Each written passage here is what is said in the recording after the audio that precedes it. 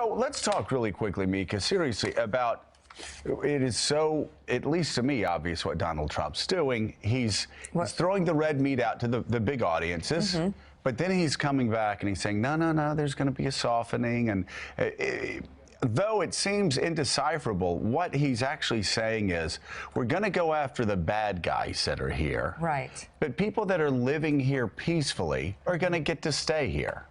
He's basically adopted Barack Obama's position on illegal immigration. Well, then nothing will have to change. Well, it basically is what it is. Nothing is. I mean, Gene, that's the thing. I mean, goes to Mexico, he plays nice, he screams and yells and throws red meat out in the crowd, saying we're going to be tough. Then he goes on Laura Ingram's show the next morning, said, no, we're going to be soft. No, you can believe whatever you want to believe, right? You believe whatever you want to believe, whatever you want to project on Donald Trump as his immigration position, you can believe. So, but at this point, though, you decipher it all. Kind of can't. Yes, right. It's very obvious. Really. He's got Barack Obama's position on illegal immigration. We're going to throw the gang members and the bad guys out. Already the priority for deportation. And then he said, we're going to sit back. Last night, just going to sit back and see what happens and for everybody else. Right, and then work on the eventual disposition of the others, right? Which means they're going to be here. They'll be here. They are not deporting them. He has also at other times said we're going to get rid of all of them and we're going to get rid of the ones who have overstayed their visas,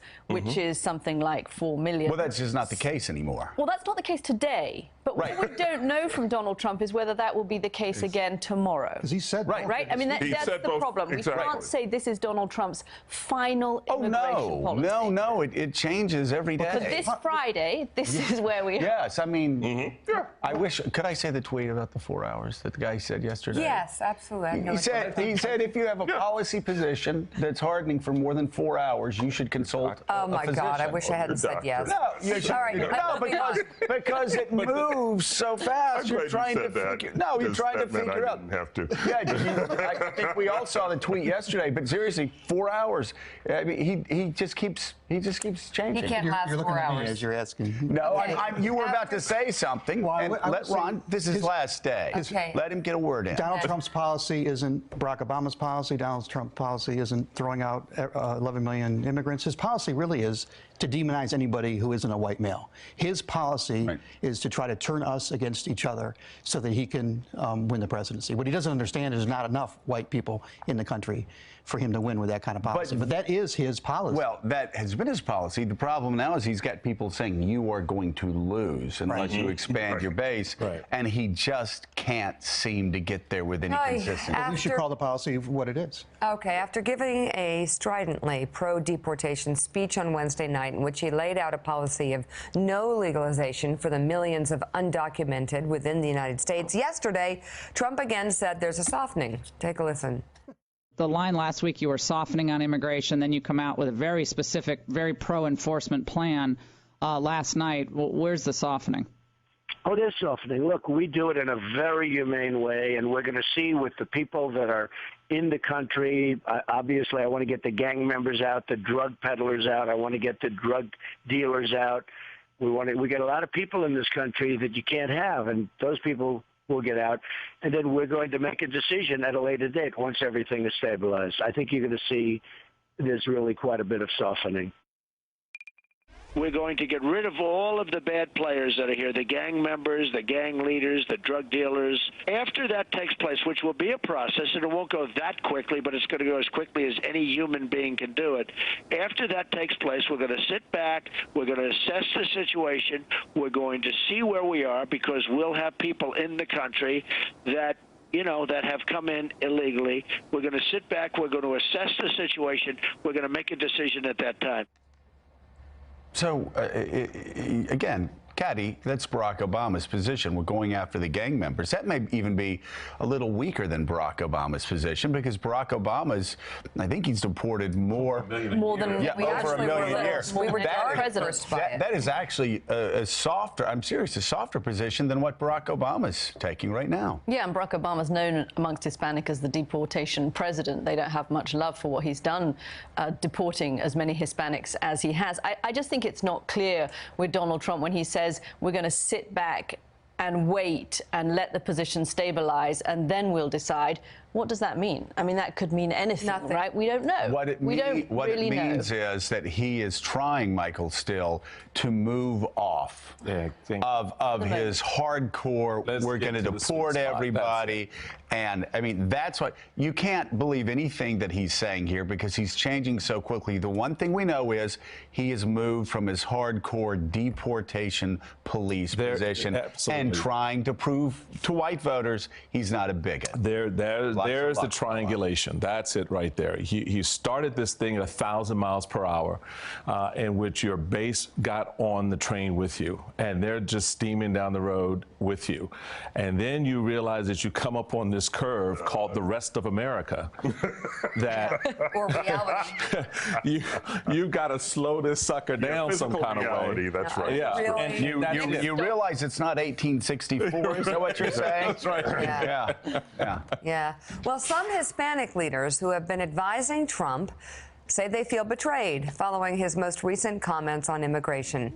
Trump surrogate Steve Cortes told MSNBC last night that most of Trump's Hispanic Advisory Council had urged the candidate to soften his immigration policy prior to Wednesday night's speech, while his former campaign manager, Corey Lewandowski, said Trump's target audience Wednesday was not Latinos.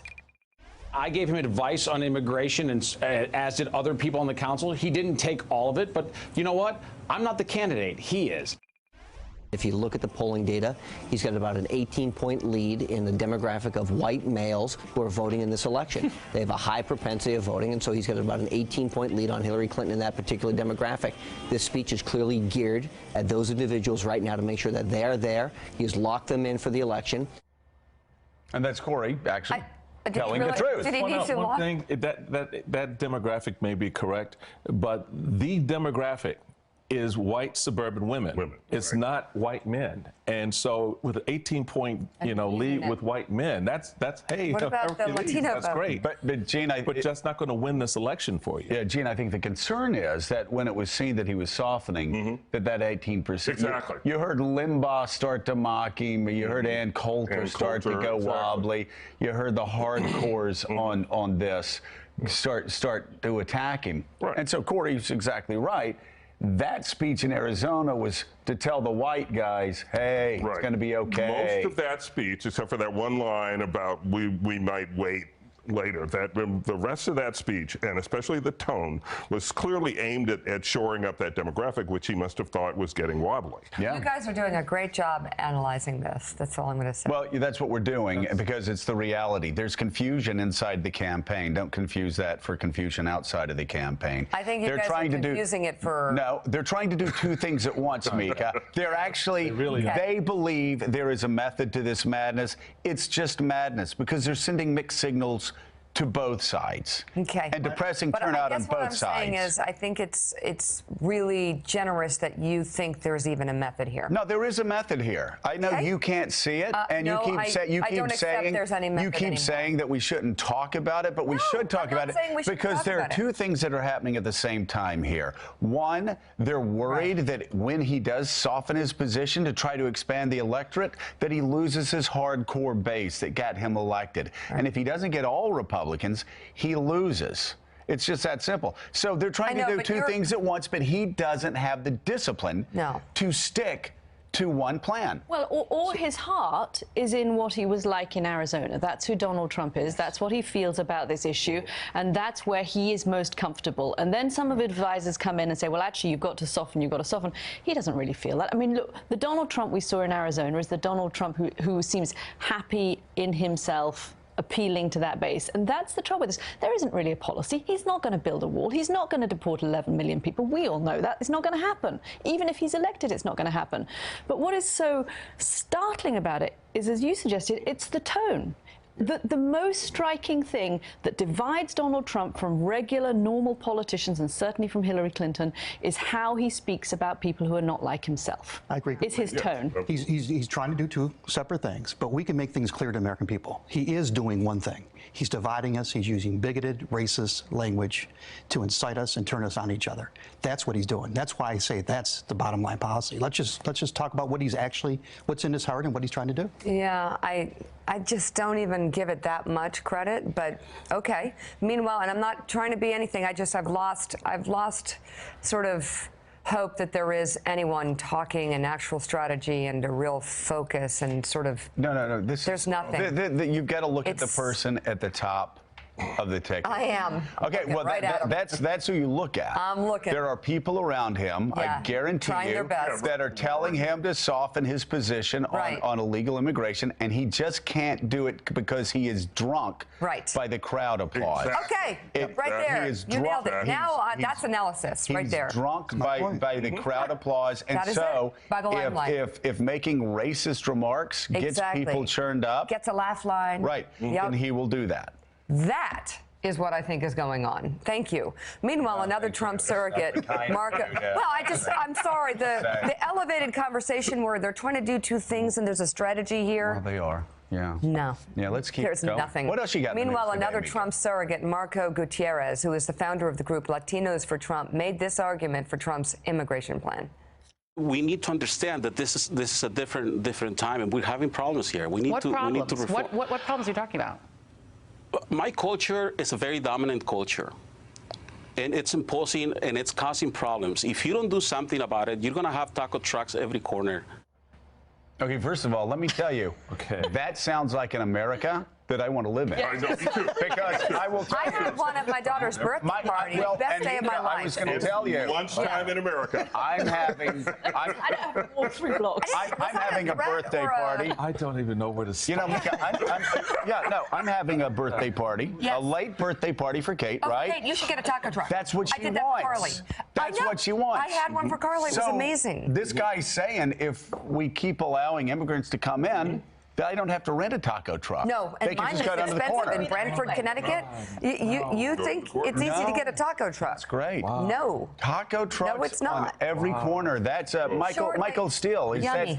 Is that on live television? That's, but I didn't understand. Was he threatening or was that a good thing? I didn't get I it. didn't see Joy's reaction, which was like, I don't even know. You did not, right? I mean, it was. I love Joy. How is that even a justifiable argument to pose? Well, it's not, but it's more problems for Donald Trump I think it's and Hispanics. Sticker. Taco trucks. So that's why though. Wow. See, that's where I am right there. Where you are. Everyone look at Michael. It's just like, wow. Everyone look at Michael. And now I was traveling yesterday. I hadn't heard that. Now, seriously, you were at a loss of words. Like you have not. What do you have to say? There are no words. Thank you. For that. That's the analysis of this entire campaign at this point. Okay, because there's nothing. You know, and yet, Ron Fournier. See, we're together. We're this is beyond. If you take everything that's happened, this is beyond amateur hour. Oh my God. And it is the worst. It's just the worst run campaign. You look at all the changes in modern American history. The candidate at the top of it is the most undisciplined in modern American history. They are doing nothing right. They don't have a ground game anywhere. They don't even have representatives in key counties across America. They could not.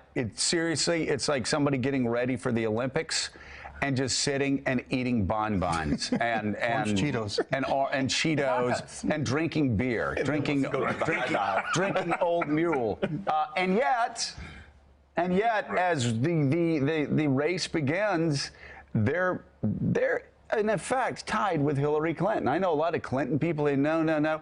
They're in effect tied with Hillary Clinton. It's certainly too close. It is too close to call. You get yet another poll that just came out that we're going to talk about in a little bit that shows they're both distrusted equally. Hey there, I'm Chris Hayes from MSNBC. Thanks for watching MSNBC on YouTube. If you want to keep up to date with the videos we're putting out, you can click subscribe just below me or click over on this list to see lots of other great videos.